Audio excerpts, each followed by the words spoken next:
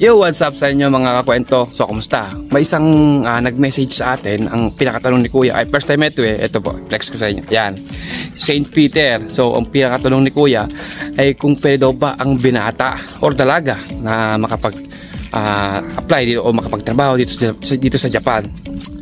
Pwede po mga kakwento, no? Kung ang habol nyo ay ma-explore to ang ganda ng Japan, ma-experience nyo ang lahat ng magandang katangian ng Japan, ay pwede po maliban sa pasahod. I-separate natin yung pasahod meron mga babanggiting bagay na siguradong mas lalong magpapa-invite sa'yo na magpunta ng Japan. Unang-una dyan mga kakwento, kung napapansin nyo, ang mga kanto rito ay medyo talagang tahimik. Kung gusto nyo pagdating ng Sabado o Linggo, kung gusto nyo ng ganito katahimik, wala kayong nakikita nagmamarites, wala kayong nakikita nagiinuman, wala kayong nakikita nakatambay dyan sa kanto-kanto, nagsisigil dyan sa kanto-kanto. Kung gusto nyo ng gato kalinis na kapaligiran, kung gusto nyo ng gato kasariwa na hangin, masasabi ko talagang may advice ko na isa ang Japan sa gatong larangan. Nakikilala ang Japan isa sa mga gatong kagandahan ng Japan. Ang tahimik, ang linis, yung peaceful, yung sariwang hangin. Yan po talagang isa sa nagpapamangha sa akin dito sa Japan. Pangalawa, kung kayo po ay mayroon mga kalimutang isang bagay, halimbawa nagpunta kayo sa isang supermarket, nakalimutan nyo sa isang upuan, hindi kayo mag-aalinlangan na kakabahan na baka may kumuhang iba, baka mayroong biglang, di ba? Hindi ho ganun ang mga Japanese people, mga kwento. Maliban na lang sa kapwa nating mga Pilipino o sa ibang lahi. Pero kung ang ipo-point out mo, ang mga Japanese, hindi ho nila ginagawa yung ganung bagay o yung pagnanakaw. Hindi nila ugali yung ganun. Hindi nila ugali yung gagasusin nila yung pera na hindi naman sa kanila. Sa madaling salita. So isa po ang mga Japanese talaga na may ganung ugali na hindi kumukuha ng hindi sa kanila. Ngayon, dahil sa trainee visa lang tayo, dahil sa yan ang naging pathway natin para makatungtong dito sa bansang Japan. So ang magiging service natin dito mga kwento ay yung bike, yung bisikleta. Ngayon pagdating nyo sa mga daanan sa sentro, hindi ho parang Pilipinas ito na pag halimbawa na kay tatawid at nagkataon na malapit ng sasakyan ay bubusinahan po kayo ng pagkalakas-lakas at masisigawan pa nga po kayo, di ba? Isa pa nga pag ganun ang sitwasyon at nasa alangaling at nauna kang tumawid kasi sa sasakyan, talagang bubusinahan ka, sasabihan ka pa ng kung ano-ano, tapos sisigawan ka pa. Dito po mga kakwento, hindi ho sila ganun. Malayo pa lang po, siguro mga 5 dipa o 10 dipa pa lang, yung mga sasakyan, mga kakwento, talagang titigil. Ipaprioritize nila, pinaprioritize ng mga Japanese o ng mga taong nakatira dito, yung mga nakabisikleta. Yun po ang kagandahan sa mga may sasakyan dito, talagang respeto nila yung mga nakabike lang. Hindi ho tayo yung maghihintay na tumawid sila. Baliktad po dito mga kwento. Sila po yung maghihintay na papatawarin ka muna bago sila dumaan. Hindi ho sila yung bastos. Marunong silang respeto talaga. Hindi kagaya ng ibang bansa o kagaya sa atin na malayo pa lang ay talagang bubusinahan ka na. Lalo pagka ikaw ay nag-attempt na tatawid, talagang baka mamura ka pa. Talagang kasabihan ka pa na kung ano-ano. Dito po mga kwento dito po mga kwento yung mga poster ito, may pindutan yan. Pwede mo siyang pindutin para yung traffic light ay magkulay pula lahat at papaunahin kang tumawid. Saka hindi lang po yun, talagang nag-giveaway sila sa mga nakabisikleta rito. Yun, pagdating naman po sa mga bilihin dito sa Japan, ito naman po ang kinaganda talaga din sa mga supermarket dito sa Japan. Pagdating po ng bandang alas 5, alas 6, alas 7, alas 9, alas 8 hanggang alas 5, 5, 6, 7, 8, 9 ng gabi. Yung mga original, halimbawa yung original price is 1,000. Pagdating po ng mga alas 9 na yung mga kwento, nagha-half price na ho sila. Yung halimbawa 1,000 nagiging 600 na lang, minsan nagiging 500 na lang, 500 yen. Ganun po yung mga supermarket dito sa Japan mga kwento. Talagang ginagawa po nila yung para sa mga may edad na. sa mga walang pera, sa mga mababang income kada monthly. Yun po yung naging purpose ng mga supermarket dito. Talagang nagbababa sila ng presyo. Yun po yung mga obento na tinatawag nila. Yung mga parang pentang tawag nila, yung mga nakapakpak na siya. Halimbawa, may merong kapirasong karne, may kapirasong kanin, may kapirasong lumpia, may kapirasong mga ganun ba, yung nakapak talaga, naka-styro na siya, para kumbaga sa atin, naka-styro na siya, na dati ang price niya ay 1,000, pagdating ng alas 5, alas 6, ayan, nag 70%, 80%, nagaganoon sila mga kwento, nagbibigay sila ng discount, sa madaling salita, nagbibigay na sila ng discount pagdating na mga alas 6, alas 7 ng gabi, mga ganyan. Hindi lang po sa mga obento, mga kwento, pagdating po sa mga isda, sa mga baboy, sa mga karning manok, nagsisale din po sila. Pag alam nilang malapit ng masira, halimbawa 3 araw naka-display, good for 1 week lang siya i-display. Ang ginagawa po ng mga supermarket dito, mga kwento, ginagawa nilang 60%, 30% discount, 20% discount. So dating yung presyo, halimbawa dating yung presyo 100, nagiging 70 pesos na lang, nagiging 80 pesos na lang. So kaysa naman itapon nila at hindi pa pakinabangan ng mga tao, ang ginagawa nila ay isinesale na po nila, at yun naman po ay pwede pa nating iluto ng good for 1 week. At yun po ang nagiging isang hack ng mga trainee visa, na mas lalo sila makatipid o makadiskarte kung paano paano mapapadali yung tawag dito, pamumuhay sa Japan, lalo't napakamahal nga ng bilihin.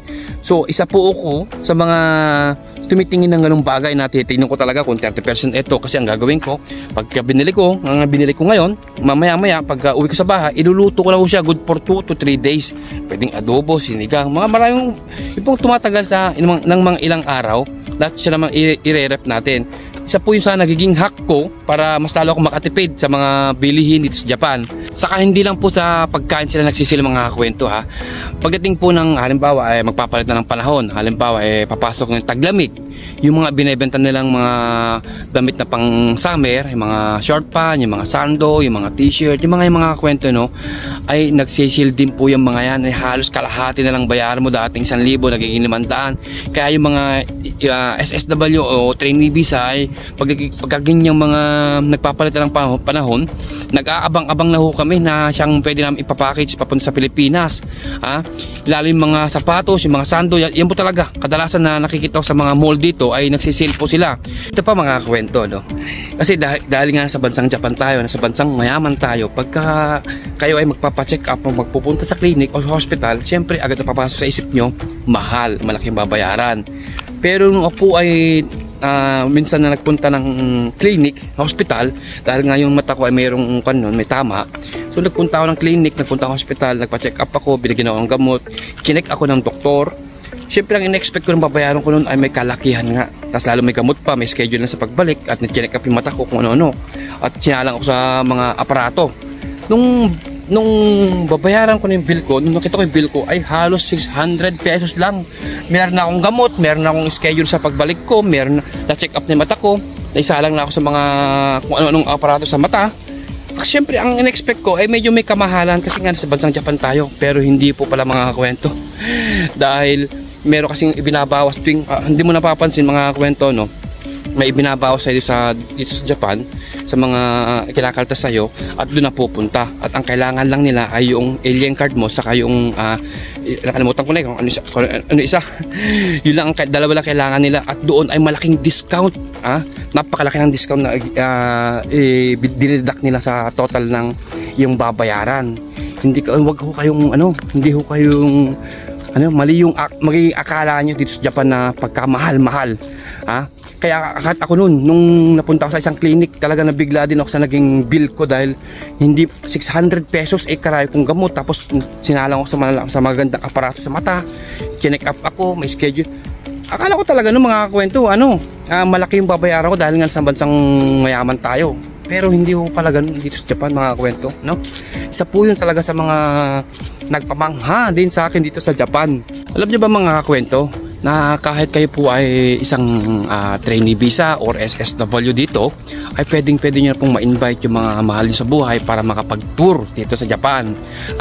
Kahit na po tayo po ay isang trainee visa, pwede nating invite yung ating mga asawa, ang ating mga kapatid, na pwede nating ipag-tour, ipapamasyal dito sa bansang Japan. Yun naman po ang kagandahan dito sa Japan. Hindi ho sila yung kagaya ng ibang bansa na talagang pagka dami ng requirements para lang makapag-tour yung kanilang mga mahal sa buhay. Pero dito sa Japan, kasi yung dalawang kasama ko, napag-tour nila yung kanilang asawa at yung isa naman ay yung kanyang kapatid. Ngayon nagbabalak to yung ibang kasamahan namin na pwede pala yung ganun na ma-invite yung mga mahal na sa buhay. Ngayon marami na nagbabalak sa mga kasamahan namin na yung mga tatay nila, asawa nila o anak nila ay ipatur dito sa Japan, ha? Kahit na good for 1 month lang, good for 2 weeks, matagal na po yun. At least may experience po nila yung ganda ng Japan, yung mga pasyalan dito sa Japan, ang Mount Fuji, ang Tokyo, ang Shibuya, lahat po ng magagandang tanawin dito sa Japan ay mapupuntahan po nila. At ang magiging daan po nila ay yung pagiging trainee visa natin. Yun ang pong kagandahan sa isang trainee visa. Kahit po tayo ay isang trainee visa lang, so kayang-kaya natin ma-invite ang ating mga mahal sa buhay para makapasyal dito sa bansang Japan. Dito nyo po maranasan yung hindi nyo pa naranasan sa atin sa bansang Pilipinas. Dito makakaranas kayo ng talagang snow, magandang tanawin, lilibot yung mga sikat na napapanood nyo lang dati sa telebisyon, kagaya ng Tokyo, kagaya ng Shibuya, kagaya ng Nagoya, kagaya ng marami po kayo mapupuntahan, lalo ang sikat ng Mount Fuji na dati nakikita lang natin sa TV. Pero pag kayo ay nakapasok dito sa bansang Japan, lahat ng mga sikat na napapanood natin sa TV noon at mga nababalitaan natin ay pwede na natin puntahan kapag kayo ay nandito na. Naglalakad ako, tingnan nyo ito mga kwento di ba? Ang tahimik talaga yun, ang sarap maglakad-lakad dito. Ayan ang mga kabataan, nagbabike sila. Ang sarap maglakad-lakad dito. Dito ko minsan nakikita yung mga Pilipino namimingwit talaga. Maraming Pilipino namimingwit dito, kumukuha ng pang-ulam, lalo pag Sabado Linggo, lalo ngayong summer. Ayan. Konnichiwa. Isa pa yun mga kakwento, ang mga Japanese hindi po mga suplado or suplada. Once na binati mo sila, matatanda, bata, babati at ibabalik sa iyo yung ngiti na ibinigay mo sa kanila. Kita niyo yun, di ba? Kaya kagandahan talaga dito sa Japan. Number 1 po talaga yung mga Japanese people. Napaka-kon po talaga nila. Ayun. Very palakaibigan, kung sa madaling salita, palakaibigan ang mga may mabibilang po kayo mga salbahing hapon, pero mabibilang din lang po sa daliri nyo. Ito mga kwento, ayan di ba? So medyo mayroong antik yung mga bahay dito pag ito. Kalumaan na. Tahimik, grabe. Sarap talaga maglakad-lakad dito. Maghapon, pag umaga yan, dami naglalakad, nagja-jogging dito. Ito mga kakwento, yung sinasabi nilang totoo ba sa dako o sa kaya ko? hindi ho totoo yun. Pelikula lang yun. Yung mga bahay po talaga dito mga kwento, kapag iting Sabado Linggo, kaya po tahimik yan, ay gusto lang nila, nasa loob lang sila ng bahay, nagpapahinga. Yung pamilya nila, nandyan sa loob ng bahay, dyan na sila nagbabande, nagluluto na sila, kaysa lumabas sila, nandyan na po sila nagbabande, naglalaro yung mga bata, yung mga konnichiwa. Diyan na ho sila nagbabanding ng mga bata, ng mga tatay, nanay, mga anak yan. Kaya ho ganyan katahimik dito, Saka talagang umiiwas po sila sa mga nasasabi ng mga kapitbahay na ang ingay-ingay ng bahay na yan. Wala ho kayo makikitang gano'n na talagang nagmamartes o nag-iinuman dyan sa kanto-kanto. Talagang gusto nila pagdating ng Sabado Linggo, nagpapahinga sila. Sila lang. Yun po ang kinaugalian ng mga Japanese. Diba? Pero sa nagsasabi na blurred daw ba ang Japan, ito pakita ko sa inyo, ayan, blurred ba ang Japan, sasakalin ko kayo, hindi ko kasi may flex dahil ayaw ko namang na, di ba, green jokes na yun hindi mo blurred ang Japan sa tunay, ayan. Ngayon, kung namimiss mo naman yung pagkain Pinoy, napakarami na rin po dito sa Japan ng mga Philippine product. Marami na rin po nagtatayo ng mga Philippine store dito. Kung gusto mong mayroon kang isang bagay na namimiss, ay halos nandito na rin po lahat. Kahit yung sinasabi nila bagoong, nandito na rin po lahat. Kaya huwag ko kayong mag-aalala na baka mamiss yung pagkain Pinoy, dahil napakarami. Kahit po sa mga mall dito, may mga Philippine product na rin po tayo makikita, lalo mga pansit canton, mga sardinas, nandyan na rin po yung mga yan. Kaya hindi ko kayo mag-aatubili na baka mamiss yung pagkain Pinoy. So yun po mga kwento, yun po yung talagang pwede kong sabihin sa inyo, o mas lalo kayo mas ma-invite na magpunta dito sa Japan, yung mga bagay-bagay na yon.